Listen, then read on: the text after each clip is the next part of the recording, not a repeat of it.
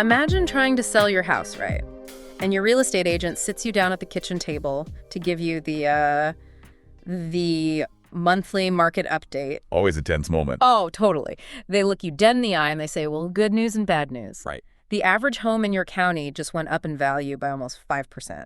But the middle of the market, the median price, it just crashed by 14%. Yeah, try making sense of that as a normal homeowner. Exactly. How can both of those things be true at the exact same time? Well, welcome to the late July 2026 real estate market. It's a statistical funhouse out there right now. Mm-hmm. And if you are only looking at the surface level headlines, you are going to get completely disoriented. Which is exactly why we're here, because there is this very specific type of panic that sets in right around late July. Oh, yeah, the August deadline.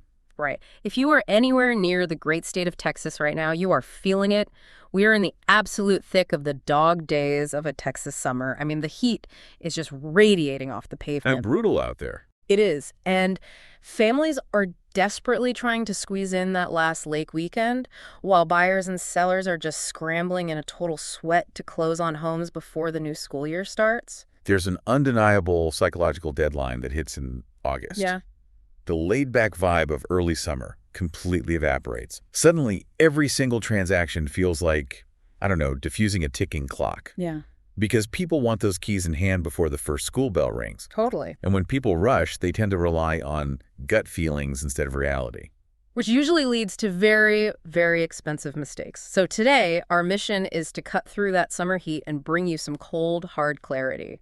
We are going to make sense of a massive stack of real estate data that we've compiled. And it is a mountain of data. It really is. But we aren't just looking at the national map or skimming over the entire state. We are throwing a dart and zooming all the way in on Montague County, Texas. Montague is the perfect laboratory for this deep dive.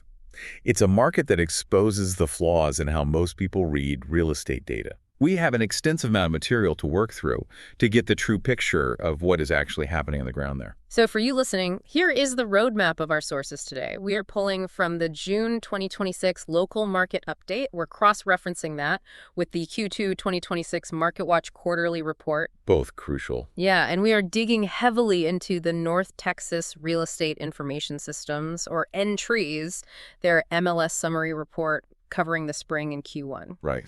We're also layering on the current mid-July Dallas-Fort Worth mortgage rate data.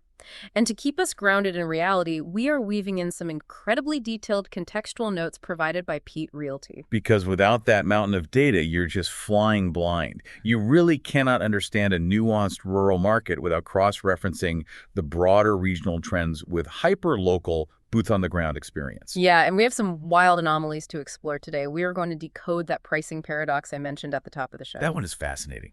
It's bonkers. We're going to explore the surprising, almost unbelievable collapse in how long it actually takes to sell a house right now, despite an overflow of inventory. Right. And for those of you dreaming of wide open spaces, we are going to look at the stark, unfiltered reality of trying to buy or sell rural Texas land in this exact economic moment. Okay, let's unpack this. Let's do it. Starting with the macroeconomic weather system that is dictating everything else. Before we drive up to Montague County, we have to talk about what is happening in the broader Dallas-Fort Worth region and, the national landscape. You have to. You cannot isolate a local county from the gravity of national interest rates. And this year has been a complete masterclass in market volatility. Let's talk about the head fake we got earlier this year, because looking at the National Association of Realtors data in our stack, U.S. existing home sales had a surprise bump back in the spring. They did, yeah. We saw a 1.7% month-over-month increase, hitting a seasonally adjusted annual rate of 4.09 million. For a minute there, the narrative was, buyers are back, the deep freeze is over. All right, everyone got excited. But that was entirely reliant on some very temporary rate dips, wasn't it? Because looking at the mid-July 2026 reality we are sitting in right now, the environment is completely different. It is. That spring bump was a perfect behavioral economics case study. How so? Well, it showed us just how hypersensitive today's buyer pool is to even a microscopic fluctuation in the cost of borrowing. When rates dipped briefly in the spring, a pent-up wave of buyers who had been sitting on the sidelines just rushed through the door. Right, they saw a window and jumped. Exactly. It wasn't a structural change in the economy, it was a flash sale. And as we look at the mid-July numbers for DFW, That door has firmly swung back shut. Let me read these mid-July numbers out loud so you can hear the headwind buyers are actually facing today. Go ahead. The average conventional 30-year fixed rate in the DFW area is hovering right at 6.5%. And the estimated annual percentage rate, the APR, is 6.69%. I want to contrast this with the data we have from just April of 2026, where rates had slipped down to 5.99%. Which was that flash sale we were just talking about. Right. Now, a half a point difference might sound like pocket change, but on a monthly payment, it is catastrophic for purchasing power. It fundamentally alters the debt-to-income ratio for a standard family. I mean, it is the difference between qualifying for the home you actually want and being forced into a property that requires massive compromise. Yeah. Because of that 6.55% wall, buyers are desperately looking at alternative financing to soften the blow. Like what? Well, the 15-year conventional rate, for instance, is sitting notably lower, averaging 5.93%. But the math on a 15-year loan is brutal for a first-time buyer. Yes, you get a sub 6% interest rate, but you are compressing the entire principal repayment into half the time. Right, exactly. The monthly payment on a 15-year loan is significantly higher than a 30-year loan, even with the better rate. It requires a tremendous amount of monthly cash flow. Which is exactly why the 15-year is largely utilized by older, established buyers. People with equity. Right. People who are downsizing and bringing massive equity from a previous sale. It really does not help the median income buyer. So what do they do? That brings us to the FHA 30-year option, which is the traditional lifeline for lower down payment buyers. Right. The base rate there is averaging 6.13%. Let me stop you there because the base rate is deeply misleading, and I want to make sure I am explaining this correctly for anyone currently shopping for a mortgage. Please do. The base rate is 6.13%, but the APR, the annual percentage rate, which measures the true total cost of the loan over a year, is spiked all the way up to 6.82%. Yep. That massive gap exists because of the mortgage insurance premiums, right? The FHA charges an upfront premium at closing, plus a monthly premium, to insure the loan since the buyer is putting down less than 20%. That's right. When you factor those mandatory insurance costs into the math, your real effective borrowing cost is nearly 7%. That is an incredibly important distinction. The APR represents your actual financial burden. The base rate is just the marketing number. And when your APR is 6.82%, there's no easy escape hatch. So we have to answer the biggest question in the room. Why? Why are we stuck in this mid-6% mud? Earlier in the year, there was a widespread assumption that by summer, we would see serious relief. To understand the why, we have to move away from looking directly at mortgage rates and look at the foundation they are built upon. The bond market. Exactly. Our source data highlights what analysts call the 10-year Treasury connection. Mortgage rates do not exist in a vacuum. They aren't just arbitrarily set by local banks. Right. They track the yield on the 10-year Treasury bond, which is essentially the global baseline measure for economic confidence and inflation expectations. Let me try to translate this, because I think a lot of people just see these two lines moving in parallel on a graph and assume it's magic. Go for it. So, if I am a major institutional investor, say a massive pension fund, I have a choice. I can buy a 10-year Treasury bond, which is backed by the U.S. government and is considered virtually risk-free, or I can buy a bundle of 30-year residential mortgages, which are called mortgage-backed securities. But mortgages have risk. People default on them. People refinance and pay off the loan early. Because I am taking on that extra risk, I demand a higher return. I demand a spread above that safe 10-year Treasury yield. That is the exact mechanism. And currently, that 10-year yield is acting as a stubborn floor. It has remained above 4%. Wow. Because inflation has been sticky and the broader economy has been surprisingly resilient, the bond market requires a 4% yield to justify tying up capital for 10 years.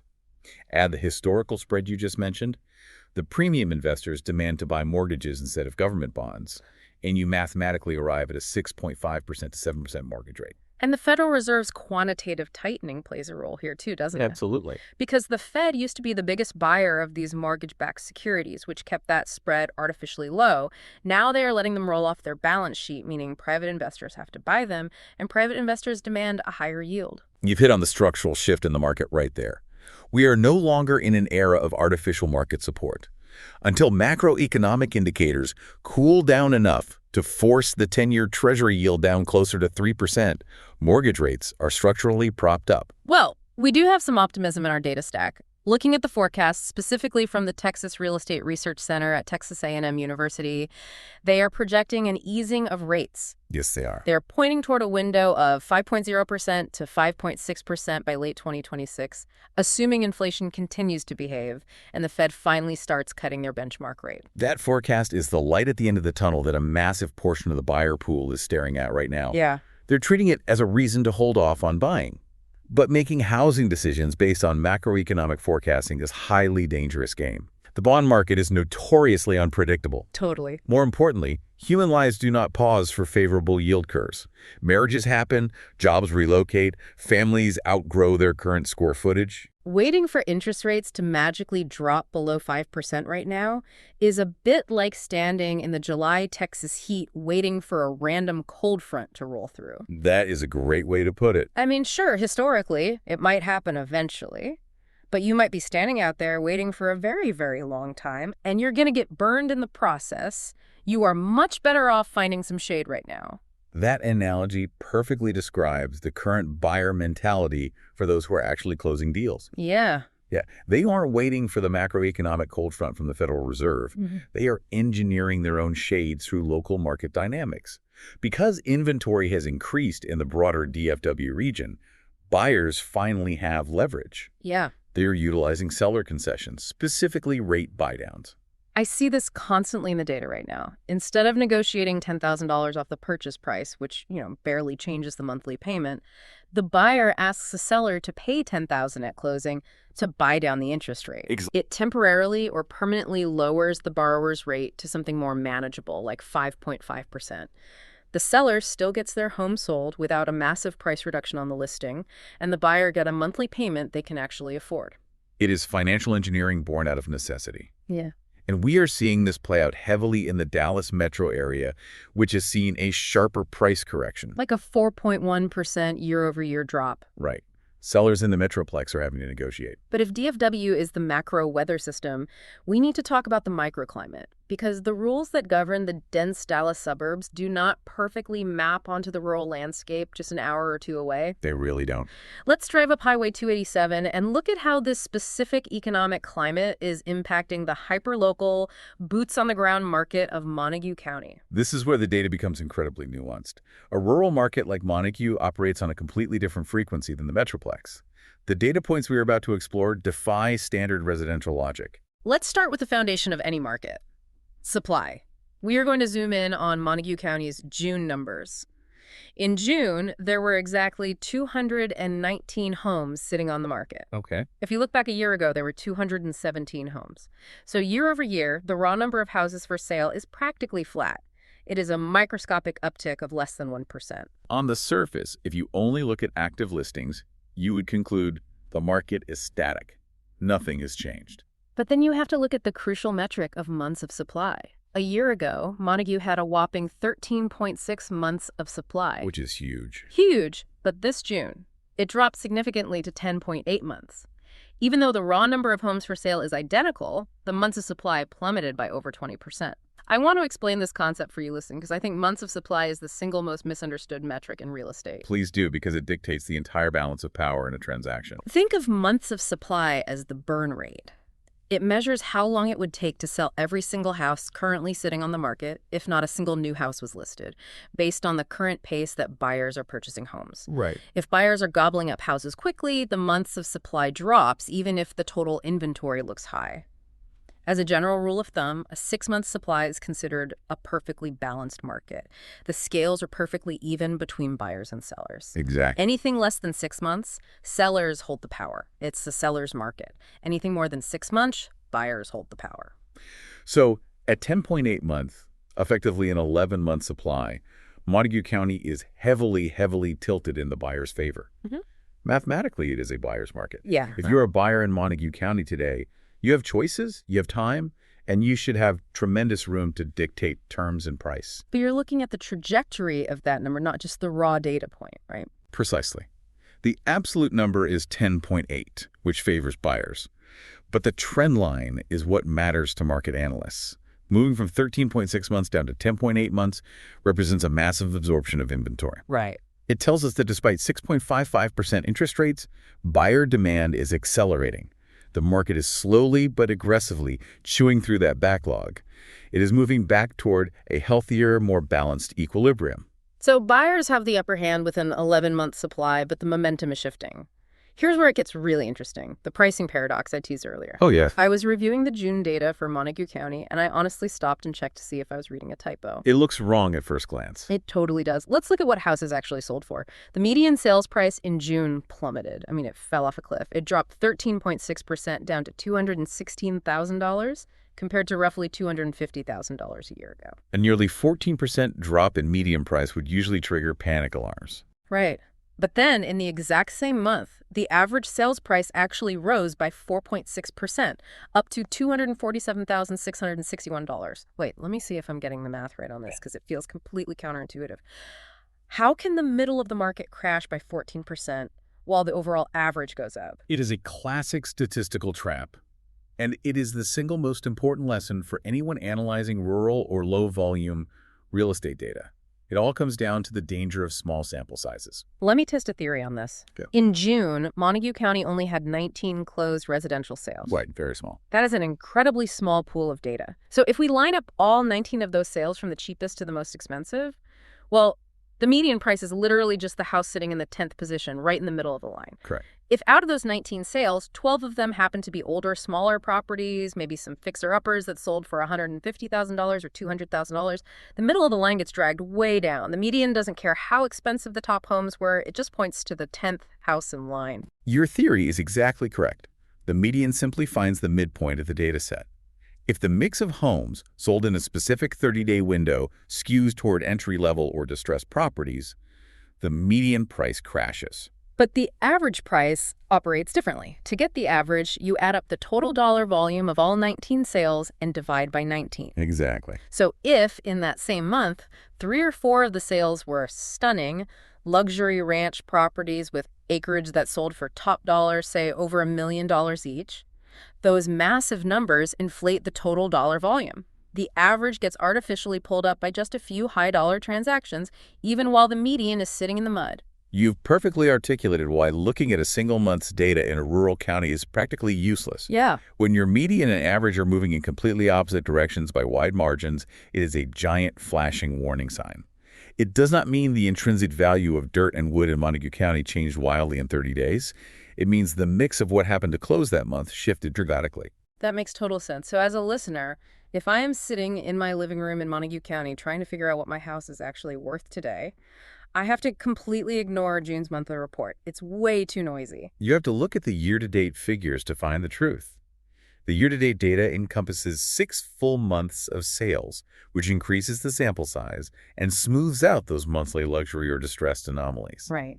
And when we look at the YTD figures in our sources, the picture is much more grounded and realistic. The year-to-date median is down a much gentler 3.6%, sitting at $241,000. And the year-to-date average is actually down 6.5%, sitting at $324,954. So values have softened slightly across the board, which aligns with the high interest rate environment, but they haven't fallen off a cliff. Prices are settling.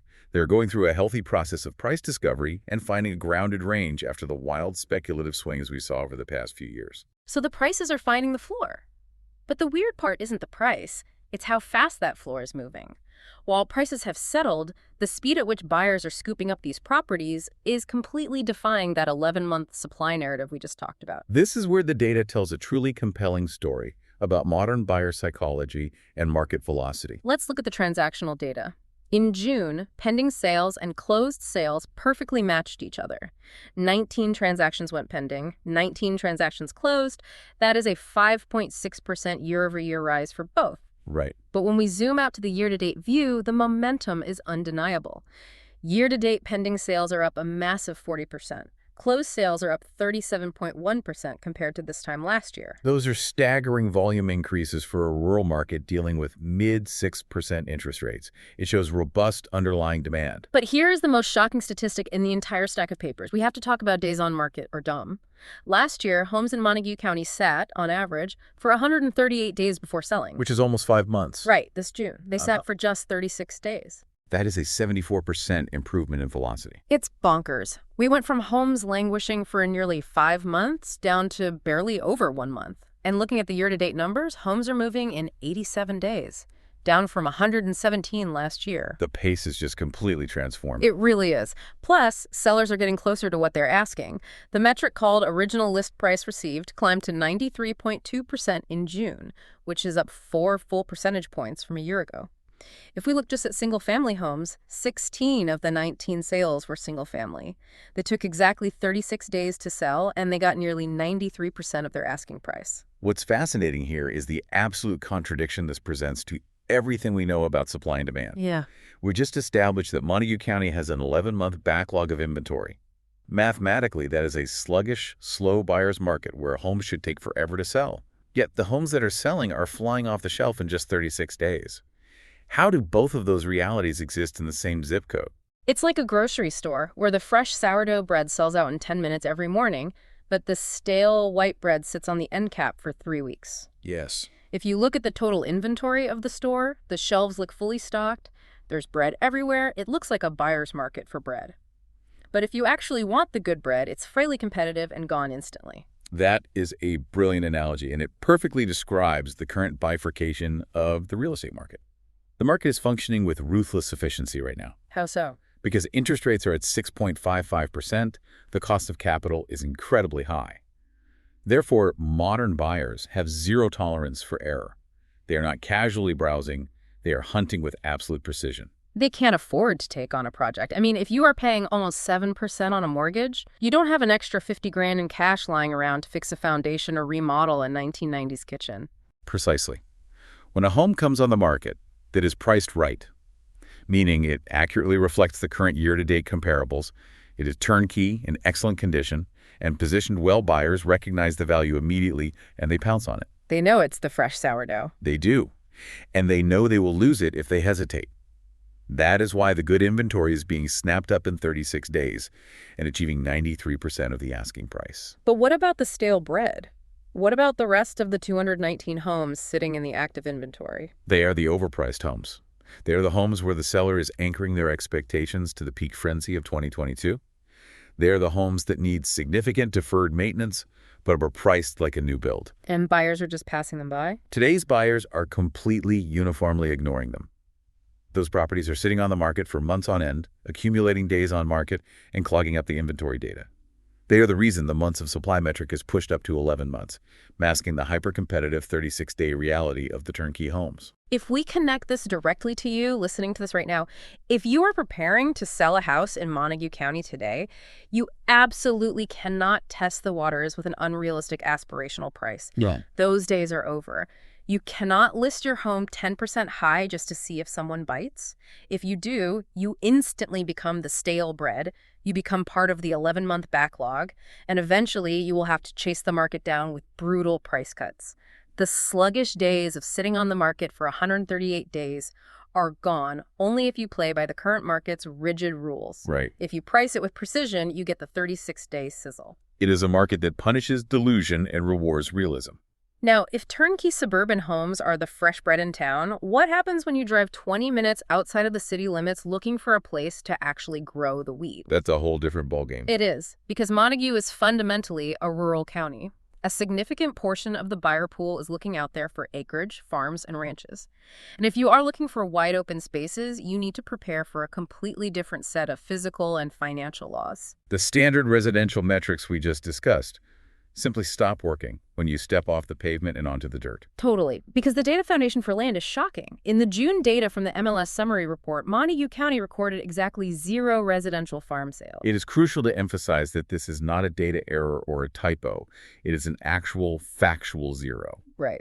And in the broader land category, we only saw 10 total sales in June, which is down 9% from a year ago. Now look at the price swings for raw land. The average price per land sale jumped a staggering 70% to $283,126. Wow. The median price rose 27% to $106,750. But here is the real kicker, the timeline. Unlike those 36-day residential home sales, land parcels spent a grueling average of 255 days on the market. That is 8.5 months. And on top of waiting almost a year to finally close a sale, land sellers only received about 72% of their original asking price. This specific data set requires a massive amount of context, which is why transparency in reading the data is so important. When we highlight that 0 for farm sales, it serves as a necessary reality check for you listening. It proves that rural real estate, particularly farm, ranch, and raw land, moves in highly uneven, unpredictable cycles. Yeah. You do not have a steady, predictable stream of identical three-bedroom houses trading hands every single week. I have to ask about the 255 days on market. Why does land take 8.5 months to sell? That just seems agonizing for a seller. Is it just a lack of demand? It is not necessarily a lack of demand. It is that the friction in the transaction is exponentially higher. Think about it from the buyer's perspective. The buyer pool for raw land or a working farm is incredibly specialized. Right, they aren't just looking for a roof. Exactly. You aren't just selling a roof, an HVAC system, and a fenced backyard. You are selling soil quality. You are selling mineral rights and water rights. You are selling topography, floodplain maps, and agricultural tax exemptions. You're selling potential, which is highly subjective and much harder to value. Precisely. And because of that complexity, the due diligence period is massively extended. A buyer cannot just order a standard home inspection. They need environmental surveys. They need complex boundary surveys because, well, rural fence lines rarely match the actual legal property lines. Oh, wow. Yeah. They need to inspect water wells and do septic percolation tests. All of this takes time, specialized contractors, and money. And the financing is a totally different beast, isn't it? You can't just walk into a local bank and ask for an FHA mortgage on 50 acres of raw dirt. You absolutely cannot. Financing raw land is incredibly complex compared to a residential mortgage.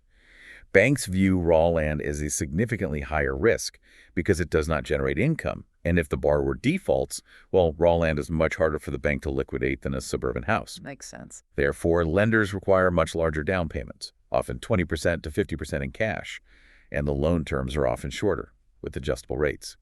That drastically shrinks the pool of buyers who can actually afford to close the deal. And that explains the 72% list price received metric. If it takes 255 days to find a buyer who actually has the cash, who actually completes the environmental surveys, and who actually secures the niche financing, that buyer has immense leverage. They hold all the cards. Sellers often list their land based on emotion or the future potential of what could be built there, but the market ruthlessly corrects them during the negotiation process. Price flexibility isn't just a strategy for land sellers. It is a mandatory requirement. It is. Yeah. And navigating that requires highly specialized guidance. Which is exactly why we brought in the contextual background of David Peet and Peet Realty to make this concrete for you. If you are playing in this sandbox, having an agent who actually lives and breathes this lifestyle isn't a luxury. It is the difference between closing a deal and languishing on the market for 2 years. David Peet and his wife don't just sit in an office and sell property. They live the reality. They raise British white cattle on their own land. They care for retired Tennessee Walker's horses that spent their prime riding years traversing the North Texas LBJ grasslands trail system right there in the region. That kind of lived, boots-on-the-ground experience translates directly into transactional competence. For example, if your agent doesn't understand the intricacies of Texas agricultural tax exemptions, knowing how many head of cattle or sheep are required per acre to maintain that tax status, the buyer could inherit a massive, unexpected tax bill. Ouch. Right. If your agent doesn't understand trail access rights or water well yields, you are at a massive disadvantage at the negotiating table. I look at it this way. Selling a turnkey, suburban 3-bedroom house is like selling a standard, reliable sedan. You know exactly what it is. You look up the Kelley Blue Book value to find the exact comparables. You price it right, and someone drives it off the lot in 36 days. Great analogy. But selling a working farm or 50 acres of raw acreage, that is like selling a heavy-duty commercial tractor. You need an entirely different network of buyers, an entirely different timeline, and a completely different level of patience. The sedan versus tractor analogy is perfectly accurate. The buyer looking for a reliable commuter sedan has absolutely no use for a commercial tractor, and vice versa.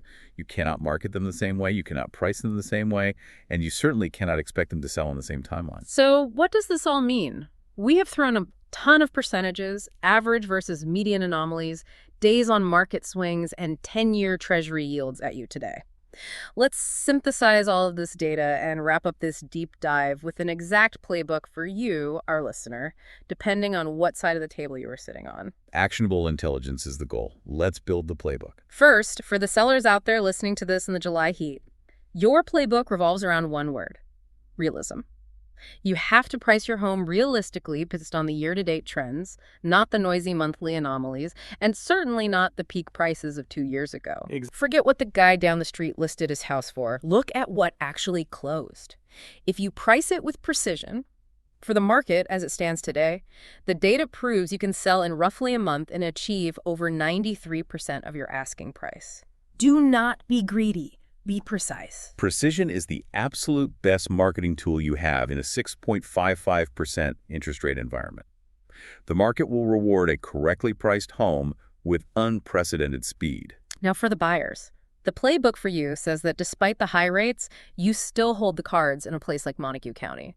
You are staring at an 11-month supply of inventory. Huge advantage. Use that structural advantage.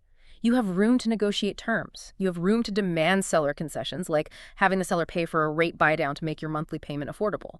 And you have room on the overall purchase price to offset those mid-6% interest rates. Do your homework, identify the homes that have been sitting, and do not be afraid to walk away if a seller is being unreasonable and acting like it's still 2021. And finally, for the land and farm dreamers, the playbook for you is defined by one word: patience. Is mandatory. If you are selling, expect long marketing times of 255 days or more, expect complex due diligence periods, and be prepared for heavy negotiation. The data shows sellers are often having to settle for closer to 70% of what they originally asked. Price flexibility is your reality. It is a completely different game out in the pastures. Now, before we sign off, I want to toss it back to you for one final thought. Looking at this massive stack of data, the macro trends, the micro paradoxes, what is the biggest unanswered question you are taking away from all of this? Well, when we connect all these disparate data points to the bigger picture, it raises a profound question about the very nature of real estate moving forward. We are looking at a massive 74% collapse in days on market for residential homes, down to just 36 days, despite sitting on an 11-month backlog of high inventory. My final provocative thought for you to ponder is this: are we witnessing a permanent fracture in the real estate market? What do you mean by a permanent fracture? I mean a permanent structural division. Moving forward, will turnkey, perfectly priced homes be treated as a completely different, highly liquid commodity trading hands instantly, almost like blue-chip stocks, while properties that require work, deferred maintenance, or where sellers demand aspirational price discovery languish in a separate, completely frozen, illiquid market? Because capital is so expensive right now, buyers simply cannot afford to renovate. We might no longer have a single unified housing market.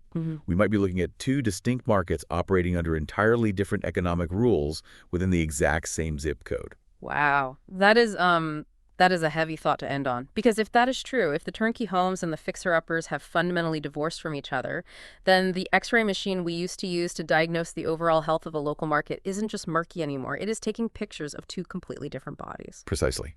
And knowing which body you are operating on determines your entire strategy for survival. Incredible insight.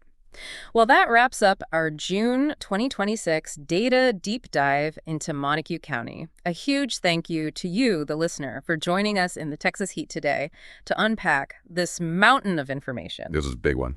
As always, remember that while data is incredibly powerful, correctly applying it to your specific personal and financial situation is where the real value lies. We want to remind you that the data discussed today comes from NTREES, the Texas Real Estate Research Center at Texas A&M University, and regional tracking, courtesy of Peet Realty. It is for informational purposes only and is not individualized financial advice. Stay cool out there, find your shade, and we'll catch you on the next deep dive.